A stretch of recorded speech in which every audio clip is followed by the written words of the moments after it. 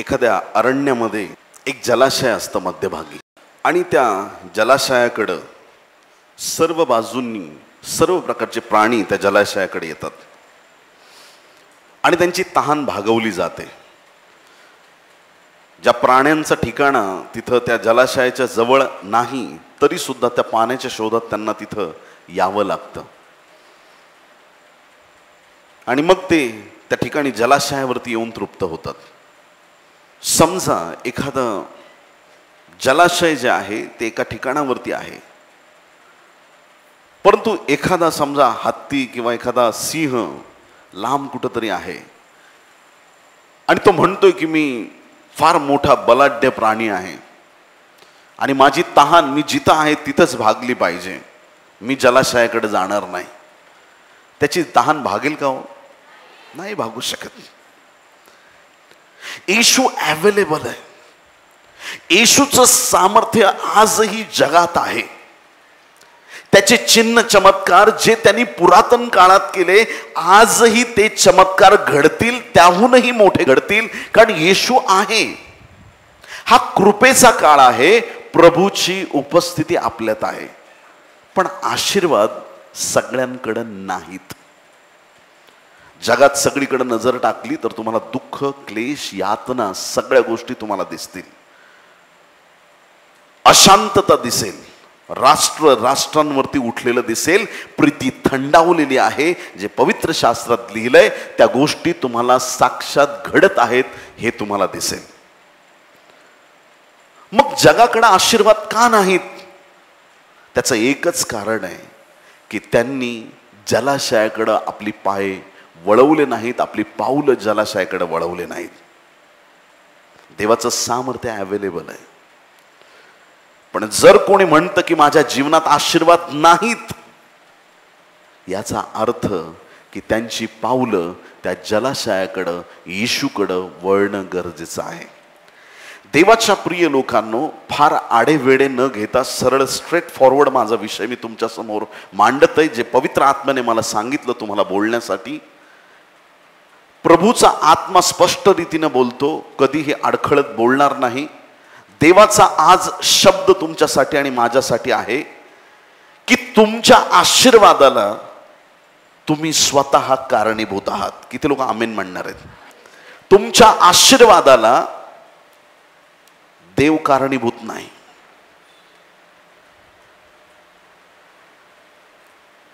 तुमच्या आशीर्वादाला तुम्ही स्वतः कारणीभूत आहात. आशीर्वाद देणारा आशीर्वाद घेऊन उभा आहे, पण जे म्हणतात की मी स्वीकारतो ते आशीर्वादित होतील, हे स्वीकारणं आहे. त्याच्यामध्ये एक गोष्ट पक्की आहे की तुमच्या आशीर्वादाला तुम्ही स्वतः कारणीभूत आहात. परमेश्वर कधीच एकटा काम करत नाही, त्याला तुमचं पार्टिसिपेशन पाहिजे. रिकामे रांजण त्याने डायरेक्ट द्राक्षरसाने भरले असते. तो माझा देव आहे, जिवंत आहे. रिकामे आहेत तसेच, जसे आहेत रिकामे तर रिकामे. जा मरी जाऊन चेक कर, पाण्याने नाही तर ते आता ते पाण्याचे रांजण द्राक्षरसाने भरले, जाऊन चेक कर. त्याने केलं असतं, पण त्याने चाकरांना आज्ञा केली, रांजण पाण्याने भरा. तुमच्या चमत्कारात तुमचा सहभाग त्याला पाहिजे. चाकरांनी रांजण पाण्याने भरल्यावर मग येशूने त्या पाण्याचा द्राक्षरस केला. तुम्ही म्हणणार प्रभू मी काहीच करणार नाही. खूप लोक येतात आमच्याकडं आणि म्हणतात पाळक साहेब आमच्यासाठी उपास प्रार्थना करा. आता अख्ख्या मंडळीसाठी मी उपास प्रार्थना केली रोज 1 दिवस. आम्हाला वर्षभर काहीच खायला मिळणार नाही. तुम्ही करा, तुम्ही उपास करा, तुम्ही प्रार्थना करा, तुम्ही एकांतात जा, आम्ही खाऊ पिऊ आनंद करू. तुम्ही पाळक आहेत, तुम्ही करा. नाही, तुमच्या चमत्कारासाठी तुम्ही कारणीभूत आहात. कान उघडे ठेवून ऐका, एवढं परखड आणि स्पष्ट कोणी बोलणार नाही. सगळे तुम्हाला हेच सांगतील देव चमत्कार करणार आहे, देवच सगळं करणार आहे, तू माट्यासारखा गप्प बस. नाही, रांजण तुम्हाला भरावे लागतील, तो तुमच्या पाण्याचा द्राक्षरस करेल. लाजराच्या कबरेजवळ गेला. अरे जो मुर्दे उठवणार आहे त्याच्या शब्दाने कबरेवरची धोंड बाजूला नाही होऊ शकत का? विचार करा. त्याने आज्ञा केली, धोंड बाजूला करा. लोक होते तिथं, त्यांनी धोंड बाजूला केली. सख्खी बहीण म्हणते दुर्गंधी सुटली असेल. लोकांनी धोंड बाजूला केली आणि येशूने मुर्द्याला जिवंत केलं. हालेलुया. तुमच्या चमत्कारात तुमचा सहभाग महत्वाचा आहे. एक दिवशी येशू चाललाय, एक जन्मंध होता बिचारा, भीक मागत बसला. शिष्यांची नजर त्याच्यावरती गेली. प्रभू, हा आंधळा कशामुळे झाला? यांनी पाप केलं की याच्या आई बापाने? कुणी पाप केलंय? कशामुळे? शिष्यांना येशूने म्हटलं, देवाच्या गौरवासाठी. प्रभू जमिनीवर थुंकला. प्रभू, आपल्या लोकांनी ना सगळे मिरॅकल्स किंवा देवाच्या कार्याला कुठेतरी लिमिटेशन्स आणले. हे देवा, तू असंच कार्य कर, तसं करू नको. मोशेने काठी टाकली. काठीचा साप कशाचं प्रतीक आहे?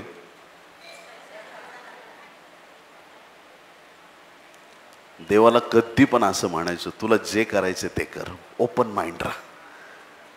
तू असंच केलं पाहिजे देवा, तू तसंच केलं पाहिजे. नको, तुला जसं करायचं ते कर, पण माझा चमत्कार घेतल्याशिवाय आज रात्री मी इथून जाणार नाही.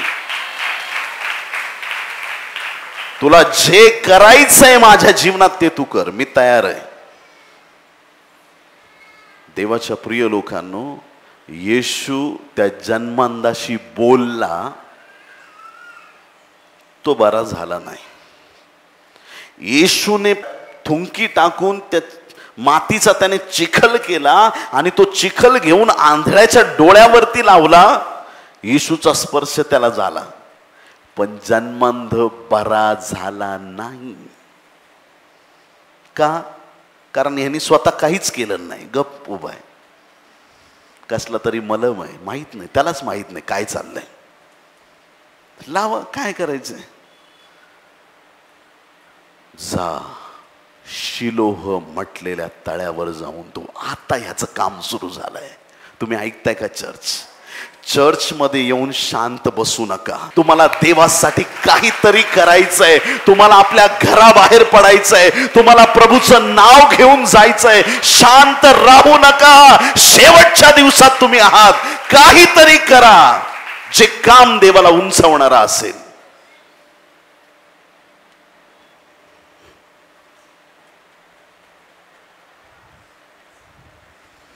कुठे आहे शिलो तळ? हे काय पुढं? मला दृष्टी आली. हालेलुया. मी बरा झालो, मला दृष्टी आली. अरे तू आंधळा होता, मला माहित नाही, मला दृष्टी आली. अरे कुणी बरं केलं? नासुरी येशू. अरे तो तुला कसं बरं करेल? सुताराचा मुलगा आहे, तो तुला कसं बरं करेल? मला माहित नाही, मला एकच माहित आहे, मी आंधळा होतो, आता मी पाहू शकतो. तो जिवंत देवाचा पुत्र आहे, त्याच्या ठाई सामर्थ्य आहे. मी बरा झालो आहे. हालेलुया. येशूच्या स्पर्शाने नाही झालं, येशूच्या बोलण्याने नाही झालं. कधी चमत्कार घडला? त्याने स्वतः कृती केली. 10 कुष्ठरोगी लांब उभेत. हे नासुरी येशू, प्रभू आमच्यावरती कृपा करा, आमच्यावर दया करा. इकडे तुमच्यासाठी प्रार्थना करतो, तुमच्या जखमा बांधतो. गो वेअर? स्वतः जाऊन याजकास दाखवा. जसा त्यांनी टर्न घेतला, याजकाकडे जायला निघाले. जाता जाता, ओ हालेलुया, अरे वा वा वा, सगळे एकमेकांकडे बघतायत. हे तरुण कसे आहेत ना, सगळे एकमेकांचे चांगले फ्रेंड्स, ते पण चांगले फ्रेंड्स होते. अरे अरे दादा, तुझं नाक बघ सरळ झालंय. अरे तू हँडसम दिसायला लागलाय. कसला कुरूप दिसत होता. अरे तुझा कान नीट झालाय. अरे माझे हात बघ, माझे हात बघ, माझे हात पहिल्यासारखे झाले, मी बरा झालोय. ते एकमेकांशी बोलत होते.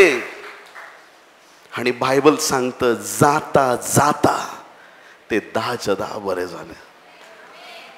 येशू बोलला तेव्हा नाही, जेव्हा यांनी कृती केली तेव्हा ते बरे झाले. तुमच्या चमत्काराला तुम्ही कारणीभूत आहात. जलाशय सगळ्यांसाठी आहे. हालेलुया. समजून घ्या प्रियांनो, प्रभूची उपस्थिती सगळ्यांसाठी आहे, पण आशीर्वादित तोच जो प्रभूचा ऐकतो आणि त्याप्रमाणे चालतो.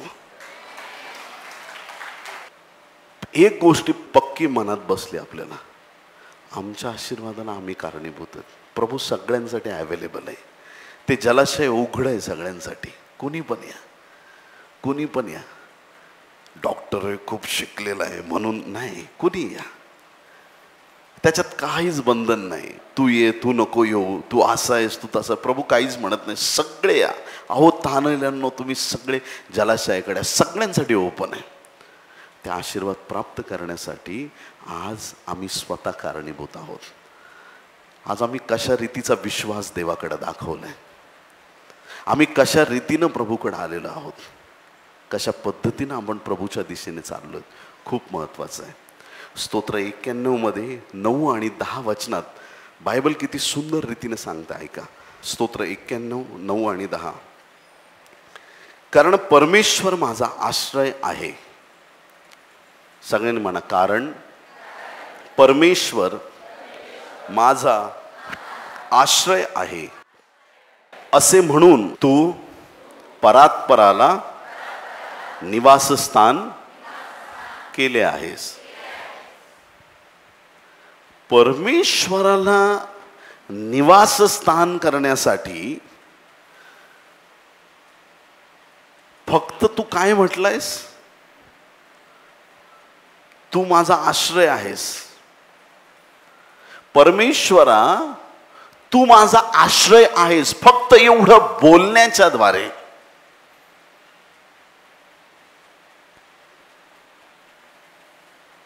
उपास तापास करून नाही, काहीतरी खूप कष्ट घेऊन, खूप त्रास घेऊन नाही, फक्त बोलण्याच्या द्वारे. परमेश्वर माझा आश्रय आहे, फक्त एवढं बोलल्यामुळे तू परात्पराला निवासस्थान केले आहेस. फक्त एवढं बोललं की परमेश्वरा तू माझा आश्रय आहेस. एवढं फक्त बोलल्यामुळे परमेश्वर तुझ्यासाठी निवासस्थान आहे. आणि म्हणून पुढं काय होईल 10व्या वचनात, म्हणून कोणतेही अरिष्ट तुझ्यावर येणार नाही, कोणतीही व्याधी तुझ्या तंबूजवळ येणार नाही. देवाचं काम करत असताना मनात असं पक्क राहू द्या, मेलेल्या देवाकडे तुम्ही आलेले नाही. हा देव जिवंत आहे. आजही चमत्कार करणारा तो परमेश्वर आहे. त्याच्याकडे विश्वासाने पहा, त्याच्यावर भाव ठेवतात तेव्हा तुम्हाला प्रार्थनेच्या सुरुवातीलाच गॅरंटी पाहिजे, मी आमेन म्हणण्याच्या आत माझ्या प्रार्थनेचं उत्तर येणार आहे. माझा प्रभू माझ्यासाठी अद्भुत काम करणार आहे. सामर्थ्य अवेलेबल आहे. तुमच्या चमत्काराला तुम्ही स्वतः कारणीभूत आहात. तुम्ही कशा रीतीनं विश्वास ठेवलाय. फक्त परमेश्वरा तू माझा आश्रय आहेस एवढं फक्त बोलल्यामुळे तू परात्पराला निवासस्थान केले आहेस. कोणतेही अरिष्ट तुझ्या जवळ येणार नाही आणि कुठलीही व्याधी म्हणजे आजार रोगराई तुझ्या तंबू जवळ येणार नाही. फक्त एक गोष्ट, पहिलं पाऊल काय? आमचं उलट गणित आहे. देवा मला नोकरी दे, पहिला पगार तुला देईल. हा, लई डेंजरस लोक आहेत. देवाच्या प्रिय लोकांनो, देवाला वायदे आवडत नाहीत. हालेलुया. तुमच्या टफ टायमिंग मध्ये देवाचं गौरव करायला सुरुवात करा. हालेलुया. विधवेने टफ टायमिंग मध्ये कृती करून दाखवली. आपल्या टफ टायमिंग मध्ये, कठीण परिस्थितीत आपला विश्वास प्रदर्शित केला पाहिजे. विरोधामध्ये तुम्हाला पक्क सामर्थ्यात उभं राहणं गरजेचं आहे. अडचणीमध्ये प्रभूचं नाव तुम्हाला घोषित करता आलं पाहिजे. तिथं तुमचा विश्वास प्रकट होतो, तिथं दैवी सामर्थ्य तुमच्या जीवनामध्ये प्रकट आहे हे तुम्हाला कळतं. फक्त परमेश्वरा तू माझा आश्रय आहेस, बस विश्वास दाखवला. बोलणं हे शब्द फार महत्वाचे आहेत. शब्दांनी खूप गोष्टी होतात प्रियांनो, शब्दांनी खूप गोष्टी होतात. चांगले होऊ शकतात, वाईट पण होऊ शकतात. शब्द जपून वापरले पाहिजे. काही लोकांना नेहमी नेगेटिव्ह बोलायची सवय असते. एखाद्याचा पाय जरी घसरला, अरे बापरे मला वाटलं तुझा हातपाय मोडला की काय, अरे बापरे तुझं असं होईल मला असं वाटलं. छोट्या गोष्टींना काही लोक नेगेटिव्ह बनवून टाकतात. सतत नकारात्मक बोलणाऱ्या लोकांच्या जीवनात चांगल्या गोष्टी घडत नसतात. कान उघडे ठेवून ऐका. आणि काही लोक असे असतात, एखादा मरायला जरी टेकला ना, भावा मी प्रार्थना करतोय, माझा देव जिवंत आहे, इथून उठणार आहेस तू उठणार आहेस इथून, तू उठणार आहेस इथून, माझा देव जिवंत आहे, तू घाबरू नको. वाईट परिस्थितीत काही लोक चांगलं बोलतात आणि देव त्यांची प्रार्थना ऐकतो. हालेलुया. परमेश्वर त्यांच्या प्रार्थनांची त्यांना उत्तरं देतो. कुठल्या परिस्थितीत आम्ही कसं वागतो, आम्ही काय बोलतो, हे महत्वाचं आहे. त्याचं सामर्थ्य अवेलेबल आहे. काही लोकांची मेंटॅलिटी अशी बनलेली आहे की परमेश्वराचा दास म्हणजे एक शबनम, एक सायकल, एक गरीब माणूस असला पाहिजे. देवाचा दास म्हणजे नाही का, असा उनिवेतला, त्याला अडचण आली की लगेच तो बायबल घेऊन लोकांच्या घरी जाईल, मग देता का दान, देता का दशमांश, म्हणजे नाही का असं एक गरीब म्हणून एखाद्या सेवकाकडे बघितलं जातं. पण तुम्हाला सांगतो, सेवका एवढं धनवान कोणीच नसतं. तुम्ही कान उघडे ठेवून ऐका सगळेजण. जे देवाची सेवा करणारे आहेत त्यांच्या एवढे आशीर्वाद जगात कोणाकडेच नसतात. ऐका, 2 कोरिंथ 9 अध्याय 8 वचन. 2 Corinthians chapter 9 verse 8. सर्व प्रकारची कृपा तुमच्यावर विपुल होऊ देण्यास देव समर्थ आहे. किती प्रकारची कृपा? सर्व प्रकारची कृपा. जे काही आपल्याकडे आहे ते देवाच्या कृपेने आहे आणि ती कृपा विपुल प्रमाणात आहे, थोडी नाहीये. देव म्हणत नाही की माझ्याकडे थोडं शॉर्टेज आलंय, तुला पुढच्या महिन्यात ब्लेस करतो. नाही, देवाकडे त्याची कृपा विपुल आहे, संपणार नाही. तुमचे अश्रू थांबणार नाहीत, एवढे तो चमत्कार करायला तयार आहे. त्याची कृपा विपुल आहे आणि ती होऊ देण्यास तो समर्थ आहे. यासाठी की तुम्हाला सर्व गोष्टीत सगळा पुरवठा नेहमी होऊन प्रत्येक चांगल्या कामासाठी सर्व काही तुमच्या जवळ विपुल व्हावे. सगळे जे काही तुमच्याकडे आहे ते तुम्हाला विपुलतेने प्राप्त व्हावं, ही देवाची इच्छा आहे. कानागावी द्राक्षरस कमी पडला का येशूने चमत्कार केल्यावर? लोक कसे प्याले? एक शब्द आहे तिथं, यथेच्छ. यथेच्छ म्हणजे इच्छा एकदम तृप्त होईपर्यंत यथेच्छ अजून एक ग्लास घेऊन ये. अरे आत्ता 6 ग्लास झाले, नाही आण थोडा अजून. अरे बाकी दुसरे पण प्रकार आहेत ते घे, नाही मला द्राक्षरसच पाहिजे, हा खूप रुचकर आहे, मी इतक्या लग्नात गेलो पण कधीच असा पिलो नाही. मन भरलं, रस्त्याने सगळ्यांनी बोलणंच चाललं असेल, काय द्राक्षरस होता यार, वा. कोणी म्हणा नवरी किती छान दिसत, ते सोड रे, द्राक्षरस खूप भारी होता, एक नंबर, काय खरंच जबरदस्त व्यवस्था, काय तारीफ झाली त्याची. 5,000 भोजन दिलं, किती टोपल्या उरल्या? 12 टोपल्या उरल्या. देव देतो ना, पुरून उरणारे आशीर्वाद देतो. देव तुम्हाला काटकसरीचे आशीर्वाद देणार नाही. हालेलुया. तो तुम्हाला एवढा आशीर्वादित करेल की तुम्हाला ठेवायला जागा राहणार नाही. तुमच्याकडे बघणारे म्हणतील की तू एवढा गरीब होता, तुला काय झालं? तुम्ही म्हणाल माझ्या देवाने माझ्यासाठी आशीर्वाद मोकळे केलेत. अब्रामाला संपन्न करणारा देव तुम्हाला गरीब राहू देईल का? माझा प्रश्न आहे. ज्या देवाने शल्मोनाला आशीर्वादित केलं, तुम्हाला तो भीक मागायला लावेल का? खूप मोठी गोष्ट आहे, समजलं पाहिजे. तुमच्या आशीर्वादाला तुम्ही कारणीभूत आहे. जे लोक कॉम्प्रोमाइजचं जीवन जगतात, हो बरं आहे, रेंटेड हाऊस चांगलं आहे माझ्यासाठी, हेच मला मिळालं तरी बस झालं.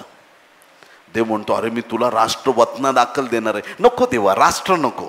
अकोल्यात एक छोटस आपलं कुठं भाड्याने घर मिळालं पुरेसं आहे प्रभू, मी सुखी आहे.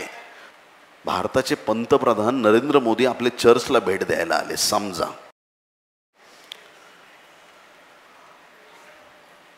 तुम्ही म्हणाल का हो त्यांना, ह्या चर्चच्या आवारात आम्हाला एक पाण्याचा नळ पाहिजे, प्लीज ते करून द्या.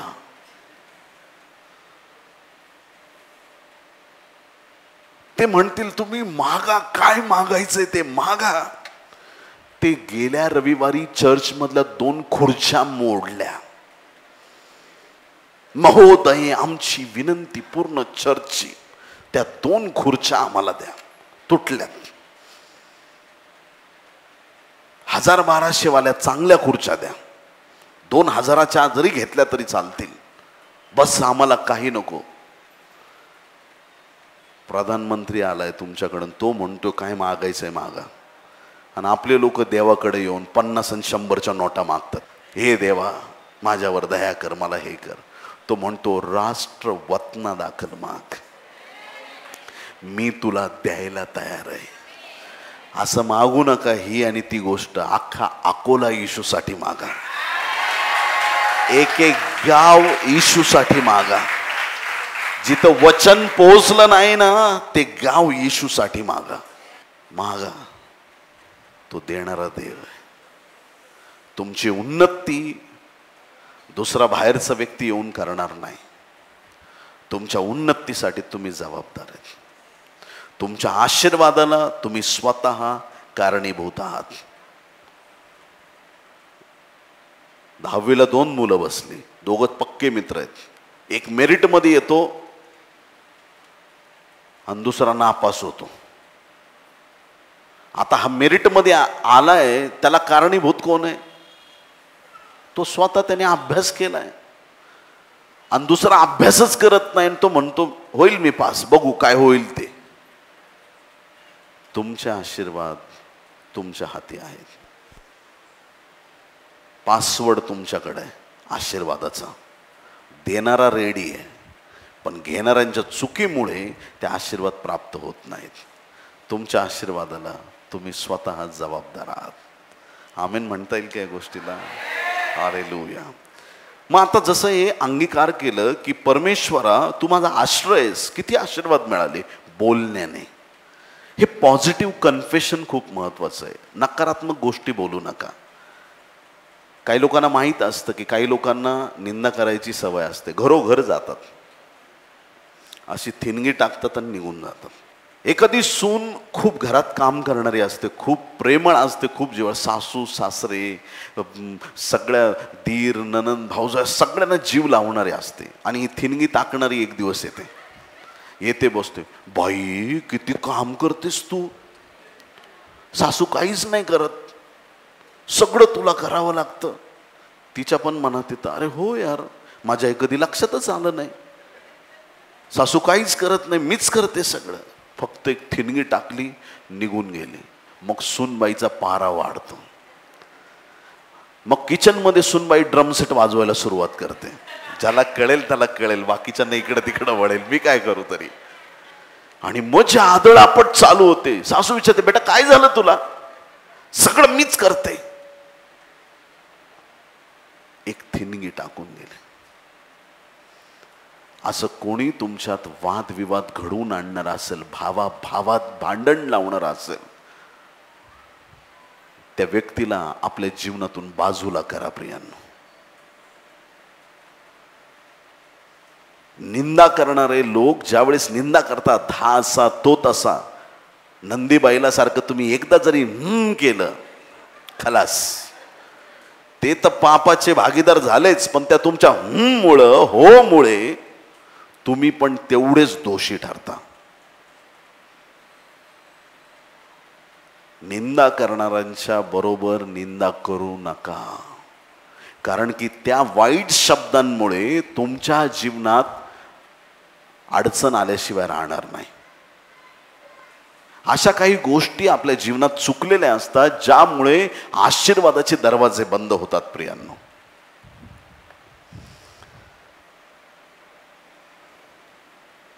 ज्यावेळेस तुम्ही प्रार्थना करता किंवा देवाकडे एखादी गोष्ट मागता, मागण्याआधीच तुम्हाला माहिती पाहिजे की मी माझ्या प्रभूकडे आलोय आणि तो मला उत्तर देणारच आहे. हालेलुया. मी माणसाकडे नाही आलोय, व्यक्तीकडे नाही आलोय, कोण माझं उत्तर देईल का नाही ह्या टेन्शनमध्ये मी नाहीये. ज्या ज्या वेळेस मी माझ्या देवाला हाक मारली, येशूच्या नावात प्रार्थना केली, मला उत्तर मिळालंच आहे आणि आज पण मिळणार आहे. ह्या विश्वासाने मागितलं पाहिजे. तुमच्या प्रार्थनांची तुम्हाला उत्तरं मिळाल्याशिवाय राहणार नाहीत. प्रियांनो, आमेन. उत्तरं देणारा देव आहे. मार्कचा 11वा अध्याय 24वा वचन, मार्क 11 आणि 24. म्हणून मी तुम्हाला सांगतो, तुम्ही प्रार्थना करून जे काही मागाल ते आपल्याला मिळालेच आहे असा विश्वास धरा, म्हणजे ते तुम्हाला मिळेल. मागतानाच असा विश्वास ठेवायचा, मिळालेच आहे. विश्वासाने मागा. कधी कधी असं होतं, तुम्ही खूप मागता पण मिळतच नाही. मग काय करायचं? जेव्हा तुम्ही अडचणीत सापडता, मोबाईल स्विच ऑफ करून घरात बसू नका, त्याचं काम करत राहा आणि त्याला म्हणावं, तुला द्यायचंय तेव्हा उत्तर दे. तू उत्तर नाही जरी दिलंस तरी तूच माझा बाप आहेस. मी तुला सोडणार नाही प्रभू. माझ्यासाठी चमत्कार झाला तरी तू माझा देव आहेस आणि नाही झाला तरी तूच माझा देव असणार आहेस. हे लोक देवाला पाहिजेत. हालेलुया. देवाच्या प्रिय लोकांनो, जेव्हा तुम्ही मागता, तुम्हाला गॅरंटी पाहिजे की माझा प्रभू मला उत्तर देणारच आहे. तुमच्या आशीर्वादाला तुमचे शेजारी कारणीभूत नाहीत. तुमच्या आशीर्वादाला तुम्ही स्वतः कारणीभूत आहात. तुमचा परिवार किती धार्मिकतेत वाढणार आहे तुमच्यावर निर्भर आहे. तुम्ही वचनात किती पक्के होणार आहेत हे तुमच्यावरती निर्भर आहे. कळतंय तुम्हाला? ज्याला वचनात एक्सपर्ट बनायचंय त्याला बायबल बरोबर वेळ घालवावा लागेल. ज्याला हिलिंग डिलिव्हरन्स मध्ये एक्सपर्ट व्हायचंय, त्या गिफ्ट मध्ये, ज्याला प्रार्थनेत वाटलंय की देवाने मला मुर्दे उठवण्यासाठी बोलवलंय, त्यांनी काय करावं लागेल? मुर्दा दिसला की प्रार्थना करायची. सगळ्यात पहिलं मोठं टेन्शन हे येईल, नाही उठला तर काय होईल? आपल्या बापाचं काय जातंय? नाही उठला तर नाही उठला, तू प्रार्थना तर कर. उठला तर सगळे लोक देवाकडे येतील. हालेलुया.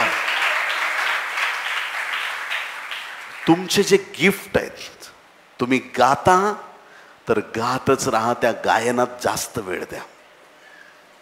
जे कॉलिंग तुमचं आहे त्या कॉलिंगला सोडू नका, त्याच्यात धरून राहा, त्याच्यात टिकून राहा. त्यात तुमची उन्नती आहे. तुमच्या आशीर्वादाला तुम्ही कारणीभूत आहेत. नाही तर असे खूप लोक बघितलेत मी, मला गिटार शिकायचं आहे, ते आणून कपाटावरती ठेवून देतात. पैसे खर्च करतात, आणतात, कपाटावर ठेवून देतात, काढतच नाहीत. काय एक्सपर्ट होतात ना ते? होतील का एक्सपर्ट? नाही म्हणत. एखादं वाद्य शिकण्यासाठी तुम्हाला त्या वाद्याबरोबर वेळ घालवावा लागेल. असंच आहे, तुमच्या गिफ्टमध्ये वाढण्यासाठी तुम्हाला त्या गिफ्टला वेळ द्यावा लागेल. एका वेळेस 1000 गोष्टी सुरू करू नका. मी प्रॉफिट पण आहे, मी अपोस्टल आहे, मी बाळक आहे, मी इव्हँजलिस्ट आहे, मी सगळं आहे, मी आराधक आहे. तू काहीच नाही आहेस. तू एक पण नाही आहेस. एक तुमचं कॉलिंग पक्क धरा आणि त्याच्यात एक्सपर्ट व्हायला सुरुवात करा. अशी वाढ होईल तुमची, ती वाढ कोणाला थांबवता येणार नाही. हालेलुया. तुम्ही मागता तेव्हा तुम्हाला मिळालंच आहे या विश्वासाने तुम्ही मागा. वधस्तंभावर तो चोर टांगलेला होता. येशूमध्ये दोन्ही चोर बाजूला आहेत. एक चोर होता की ज्याने येशूला म्हटलं, हे येशू, दुसरा शब्द, तू जेव्हा राजवैभवाने येशील तेव्हा माझ्या. खरा चोर होता. जाता जाता मोठा हात मारून गेला. एकदम प्रॉपर चोर होता. एकदम आयुष्यात काय हात मारले असतील, सोनं लूट, चांदी लूट, ह्याचं घे त्याचं घे. आज त्याच्या जीवनात काय, डायरेक्ट तारण त्याला मिळालंय. येशूला, सगळ्यात खऱ्या संपत्तीला त्याने प्राप्त केलंय. जे त्याला आयुष्यात मिळालं नाही ते त्याला प्राप्त झालं. का?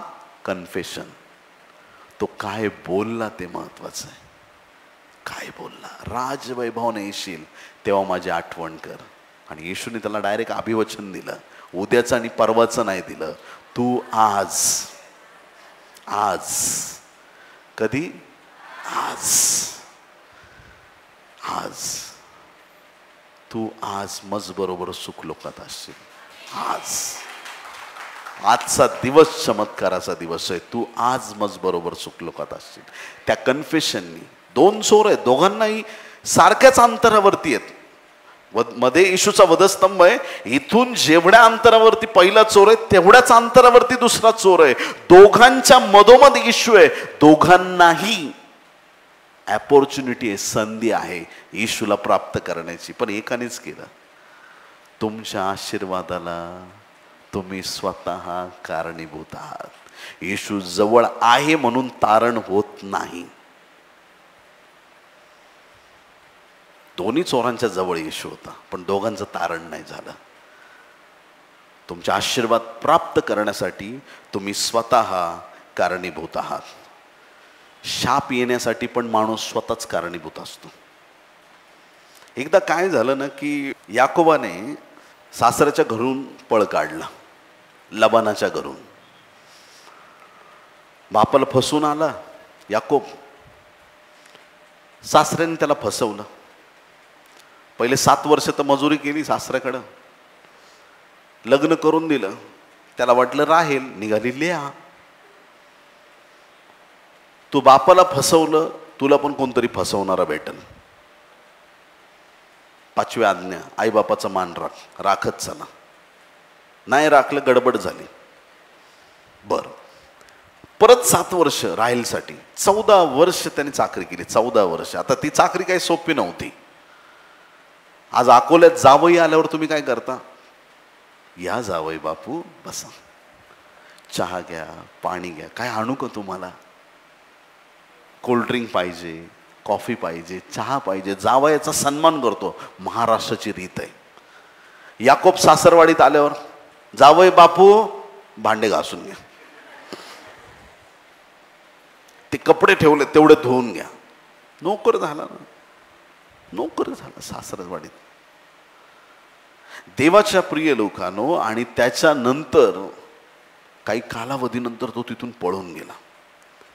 आपले मुलं बाळ सगळ्या 4 पत्नी त्याच्या सगळ्या, जिल्पा बिल्ला आणि ह्या लेआ राहेल यांना सगळ्यांना घेऊन, मुलं बाळ घेऊन पळून गेला तिथून.